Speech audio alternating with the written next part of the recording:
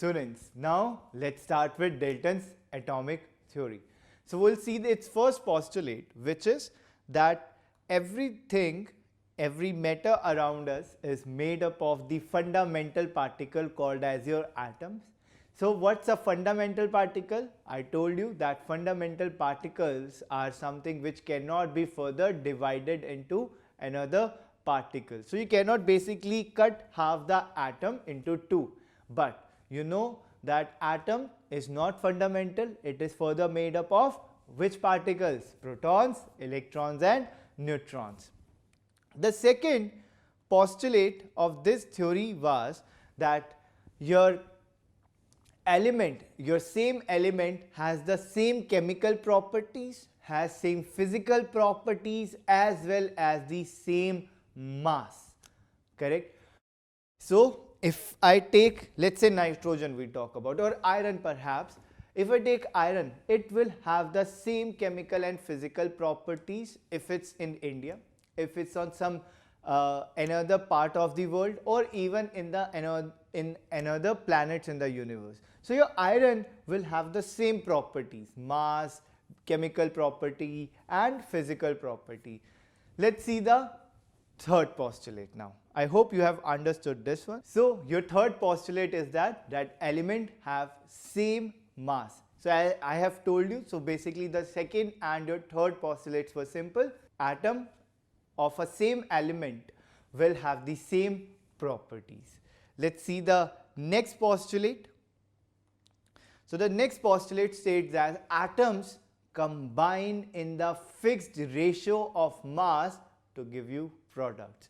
Let's take an example. Let's take the example of hydrogen and oxygen. 2H2 plus O2 gives you 2H2O. So your reaction is balanced, and you know why the reaction has to balance? To follow the law of conservation of mass.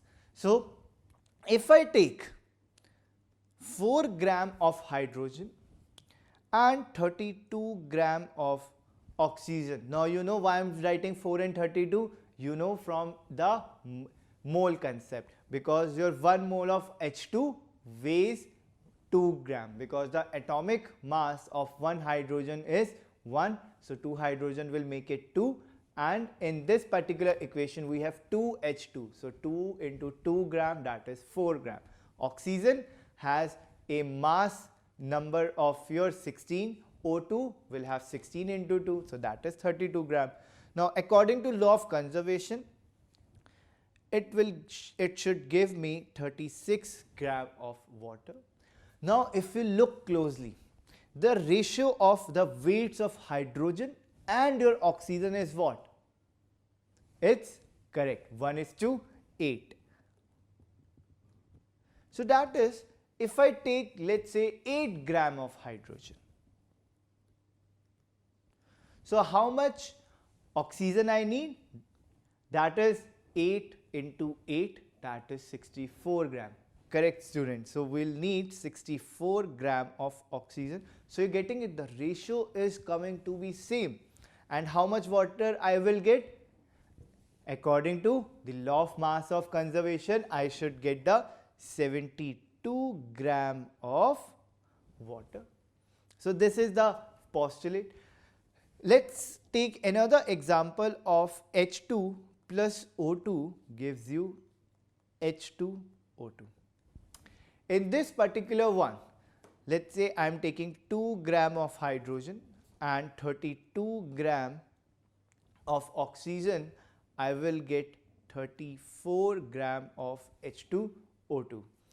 Again, the ratio over here is correct, 1:16, 1 ratio 16.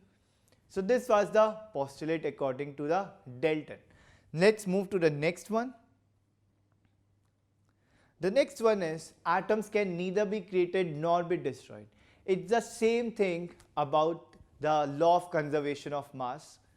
It's another words used for explaining that particular thing. So in an atom, let me give you the same example, H2 plus O2. Let me balance it. On the left hand side, if we'll see, there are 4 hydrogen atoms. On the right hand side, there are also 4 hydrogen atoms. Let's look for the oxygen. On the left hand side, there are 2 oxygen atoms. But on the right hand side, we have also 2 oxygens. Correct? So this was the postulate from the Dalton's atomic theory. It also says that this implies that during a chemical reaction, no atoms are created or destroyed. We have also seen that the same thing we just studied. Let's move to the next one.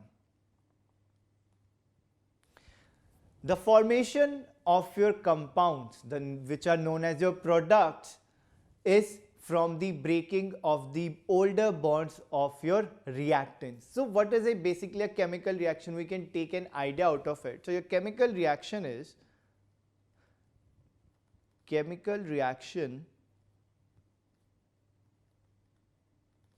is breaking of old bonds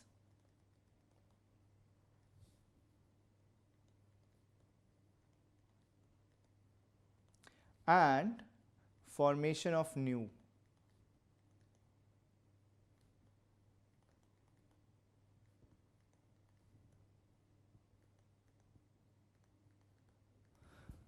Let's take an example over here. So hydrogen reacts with your oxygen to give you water, correct? So these bonds will break between hydrogen and your oxygen. These are the older bonds, and the new ones which will be formed are in between your oxygen and hydrogen to give you water. Older bonds got break and the new ones formed. Let's see the next postulate. So the next postulate states that if we are talking the different elements, let's say if I'm taking nitrogen and oxygen, N2O2. You know that in the N2, it is basically inert gas. It does not react at all. But on the other hand, your oxygen, it is very crucial for survival. It supports combustion. It gives so many reactions. It is not inert. But they are both gases. Their atomicity is same. There are 2 atoms in both N2 and your O2. So even though their physical properties are same, their chemical properties are not same, even their masses are not same. Let's take another example. Let's take iron and aluminium. Both are solids, but do they give the same reactions? No. So these are the few basic things that Dalton told us from its Dalton atomic theory. Now we will start with the limitations. Before that, I will tell you about the isotopes and isobars and allotropes and why this theory got failed. These are some basic things that we should know to understand the limitations of the Dalton's atomic theory, which we will be covering.